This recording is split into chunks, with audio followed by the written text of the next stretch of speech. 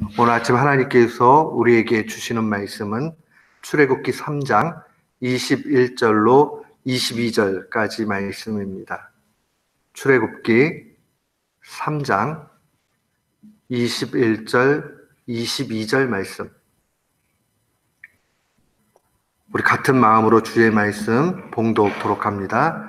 내가 애굽 사람으로 이 백성에게 은혜를 입히게 할지라 너희가 갈 때에 빈손으로 가지 아니하리니 여인마다 그 이웃 사람과 및 자기 집에 우거하는 자에게 은 패물과 금 패물과 의복을 구하여 너희 자녀를 꾸미라.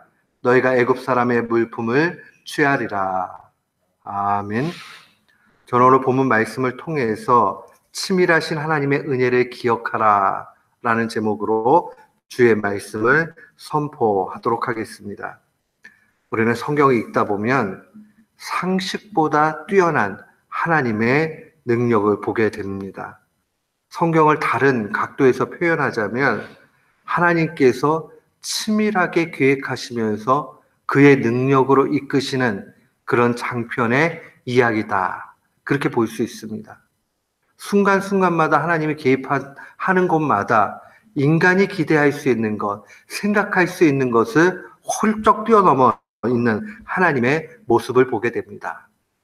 그럼에도 불구하고 우리는 늘 연약해서 자꾸 하나님을 의심합니다. 신뢰하지 못합니다.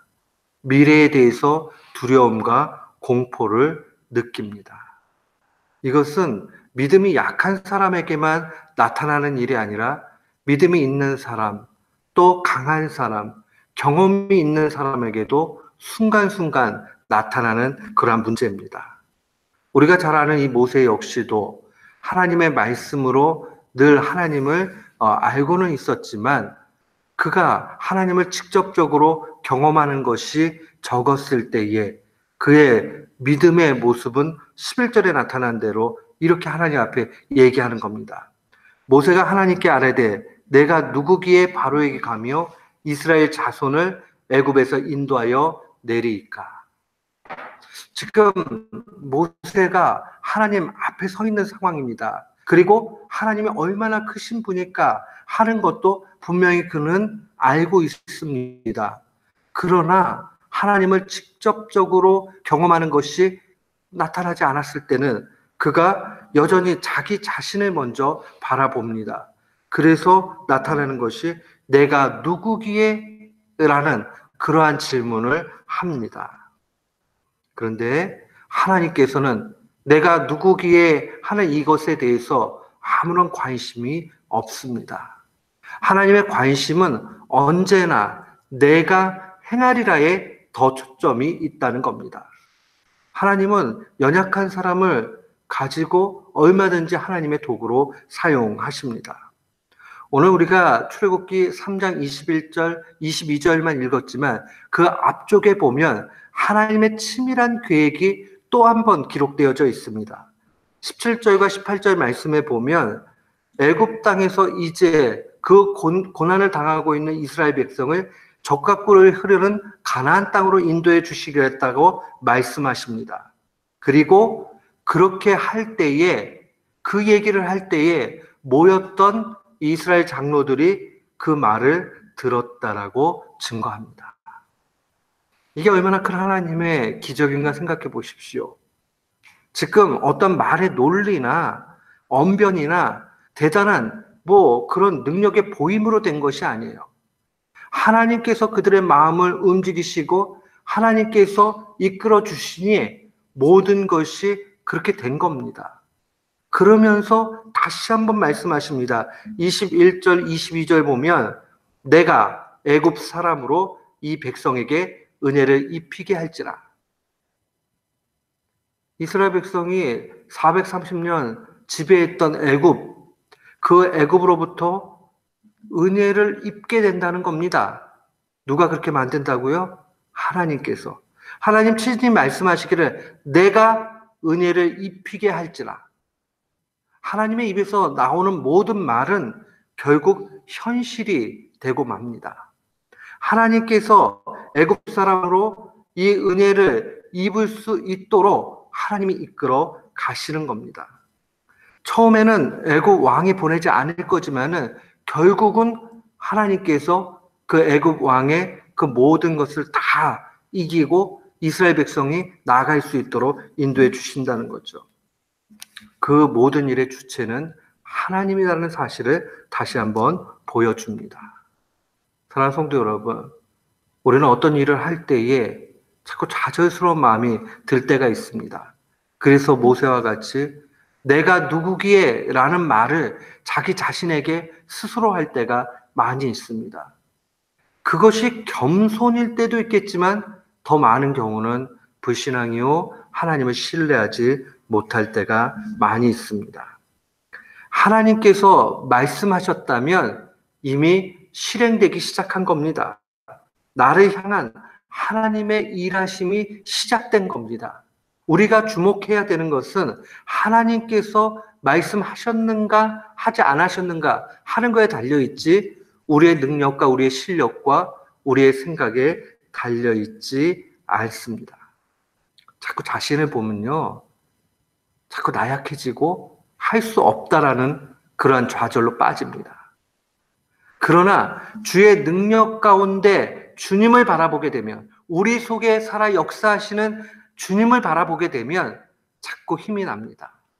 그래서 사도는 고백하기를 우리의 육신은 후패하나 우리의 영은 날로 새롭다라고 이야기하는 겁니다. 나이가 드시는 것, 세월이 지나가는 것은 잡을 수 없는 현실입니다. 약해지지요.